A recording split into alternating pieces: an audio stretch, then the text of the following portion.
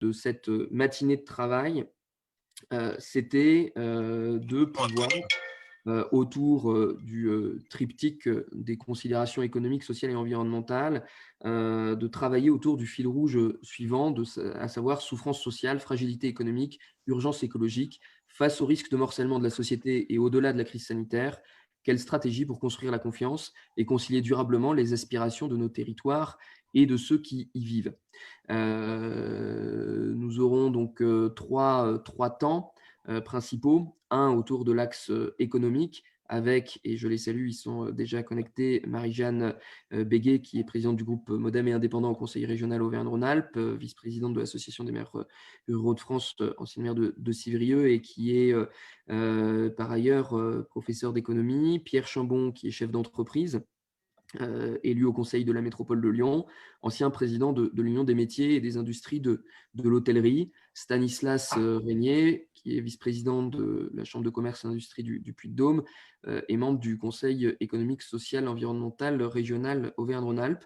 Et enfin, Nicole Soulin-Coussin, nouvellement élue adjointe au maire d'Aurillac, chargée de l'attractivité commerciale et du cœur de ville, entre autres choses.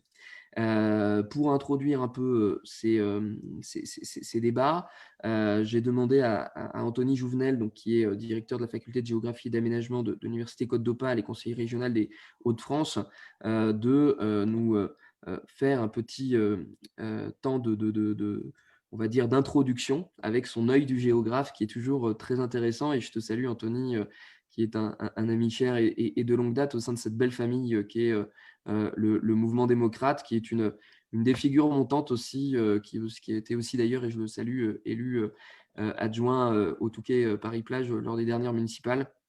Qu'on a l'occasion et le plaisir d'entendre de temps en temps avec son œil de géographe et de professeur lors de nos universités de rentrée nationale.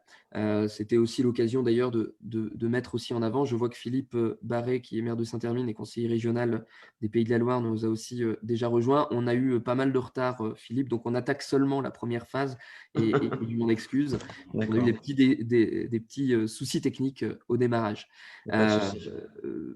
Voilà, donc aujourd'hui, c'est vrai que chacun constate une forme de morcellement de la société avec qu'elle soit sur le plan social, qu'elle soit sur le plan territorial. Et donc, il s'agissait comme ça de pouvoir construire aussi, nous, notre parole autour de comment nous pouvons, de quel constat nous pouvons faire et dans cette dimension-là, et comment nous pouvons apporter un certain nombre de pistes de réflexion. Nous ne serons pas exhaustifs sur aucun des sujets. Il ne s'agit pas de l'être dans un temps aussi contraint, mais d'être illustratif et d'essayer de construire certaines lignes forces autour desquelles notre famille politique et l'espace central autour de lui puissent construire une parole dans notre région et plus globalement. Anthony, je te laisse la parole pour ton petit mot d'introduction et je te remercie encore une fois de ta présence. Eh bien, merci à toi et merci à tous en Auvergne-Rhône-Alpes de m'accueillir, même si c'est virtuellement. J'étais prêt, tu le sais, à venir à Lyon en ce week-end pour être avec vous, pour vous accompagner. Mais après tout, quand tu m'as appelé hier pour me dire, bon, allez, on va faire quand même quelque chose, et j'ai dit oui tout de suite pour tenter de vous éclairer modestement, tenter d'introduire modestement votre matinée d'échange. Avec l'œil du géographe, dis-tu, parce que certes, je suis élu, mais j'ai aussi un vrai métier, comme je le dis souvent, et je suis effectivement enseignant à la faculté de géographie et directeur d'ailleurs de cette faculté à l'Université du Littoral Côte d'Opale. Alors, tu m'as sans doute invité à introduire cela parce que la géographie est éminemment politique.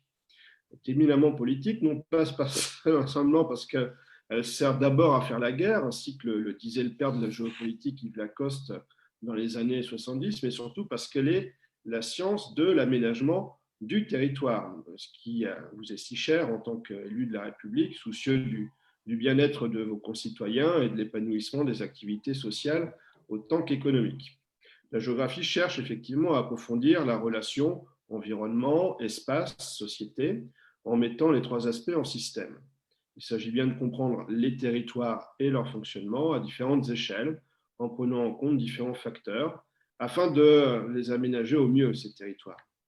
À l'évidence, l'entrée par les territoires pour traiter le fil rouge que tu viens de rappeler va de soi. Immédiatement, il m'est venu d'ailleurs en tête à la lecture de ce fil rouge et du programme que vous allez ensuite dérouler, le fameux schéma qui représente le développement durable autour des trois sphères économiques, sociales, environnementales, qui interagissent entre elles.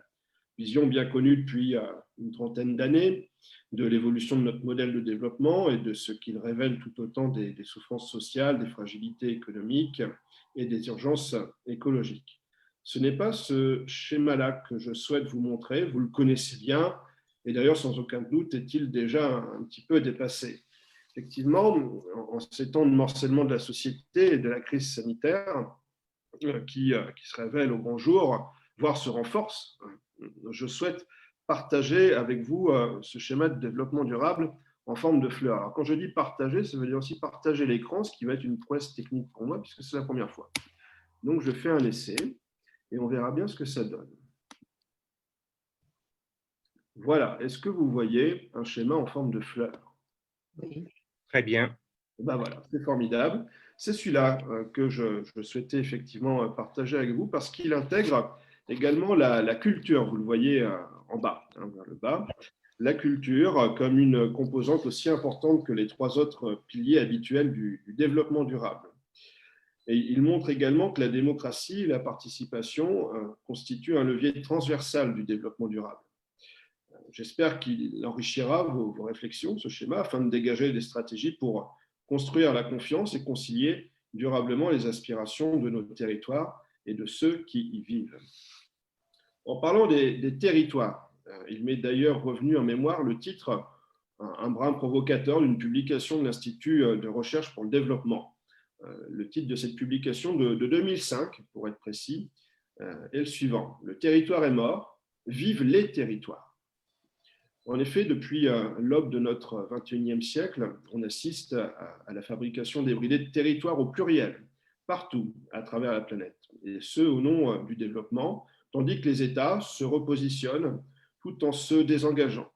Il y a d'une part une vague sans précédent de redécoupage associée aux politiques de décentralisation, et d'autre part une profusion de périmètres d'intervention institués par les nouveaux acteurs territorialisés, dits de la société civile, et leurs partenaires nationaux et internationaux. Ces périmètres, effectivement, évoluent, recoupent, chevauchent, recouvrent et englobent les mailles administratives officiellement reconnues et toujours existantes. Ils peuvent aussi se référer à un groupe, à une communauté focalisée sur un lieu ou un ensemble de lieux. La production contemporaine des territoires locaux n'obéit donc plus exclusivement à l'encadrement administratif du territoire national d'un côté, à la gestion des services municipaux de l'autre, mais plutôt une logique de recherche de territoires multiformes du développement, au sens d'espace de mobilisation de différents acteurs potentiels du développement autour d'un projet. Deux mots d'ordre, vous l'aurez compris, qui se déclinent en multiples interprétations, qui accompagnent, qui justifient, qui encouragent ces mutations territoriales, le mot gouvernance et le mot développement durable. La France connaît, à vrai dire, aujourd'hui, sa troisième révolution territoriale, après celle à chaud, très chaude même, et radicale de 1790, autour du département, à vocation égalisatrice, puis celle plus froide et encore non achevée de la région moderne et décentralisatrice.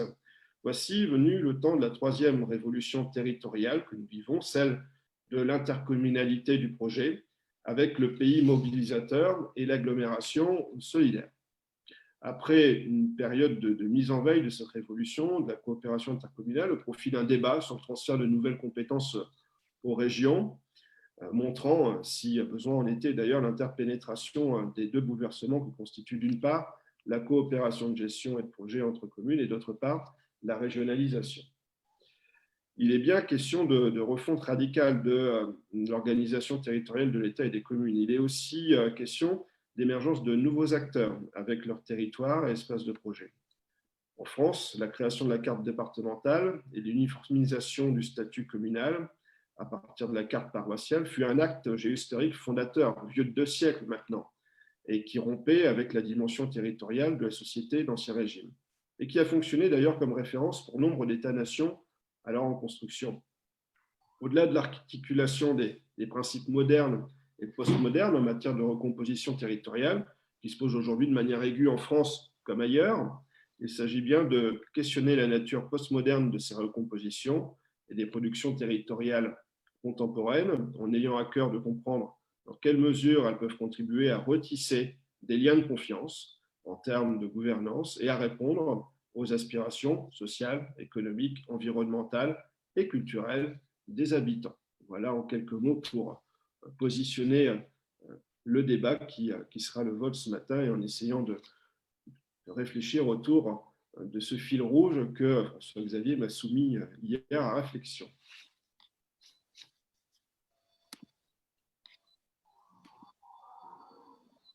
Merci Anthony pour cette introduction